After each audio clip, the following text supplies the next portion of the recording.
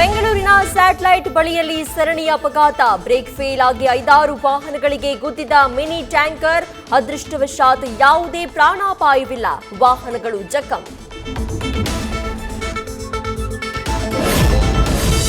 ಪಶು ವೈದ್ಯಾಧಿಕಾರಿಗಳ ನೇಮಕಾತಿಯಲ್ಲಿ ಅಕ್ರಮ ಆರೋಪ ಪ್ರಕರಣ. ಕಳೆದ ಜೂನ್ನಲ್ಲೇ ಕೆಪಿಎಸ್ಸಿಗೆ ಮಾಹಿತಿ ನೀಡಿದ್ದ ಕಾಂತಕುಮಾರ್. ಇಬ್ಬರ ಬಂಧನ. 1,98,00,000 ಸಂಗ್ರಹಿಸಿದ ಆರೋಪಿಗಳು. ರಾಜ್ಯದಲ್ಲಿ ಎಸ್ಐಆರ್ ನಡೆಸ್ತಾ ಇದ್ದ ಇಬ್ಬರು ಬಿಎಲ್ಒಗಳ ಸಾವು. ಒಬ್ಬರು ಅಪಘಾತ, ಮತ್ತೊಬ್ಬರು ಹೃದಯಾಘಾತಕ್ಕೆ ಬಲಿ. ಕೆಲಸದ ಒತ್ತಡ ಕಡಿಮೆ ಮಾಡಿ ಅಂತ ಬಿಎಲ್ಒಗಳಿಂದ ಕಣ್ಣೀರು ಹಾಕಿ ಮನವಿ. ಬಿಪಿಎಲ್ ಆದಾಯದ ಮಿತಿ ಹೆಚ್ಚಿಸಲು ಸರ್ಕಾರ ತೀರ್ಮಾನ. 3 ಲಕ್ಷಕ್ಕೆ ಏರಿಕೆ ಮಾಡಬಹುದು ಅಂತ ಆಡಳಿತಾತ್ಮಕ ಸುಧಾರಣೆಗೆ ಆಯೋಗದಿಂದ ಶಿಫಾರಸು. ಆದಾಯದ ಮಿತಿ ಹೆಚ್ಚಳ ಕ್ರಮ ಜರುಗಿಸುವುದಾಗಿ ಆಹಾರ ಸಚಿವ ಕೆಎಚ್ ಮುನಿಯಪ್ಪ ಮಾಹಿತಿ.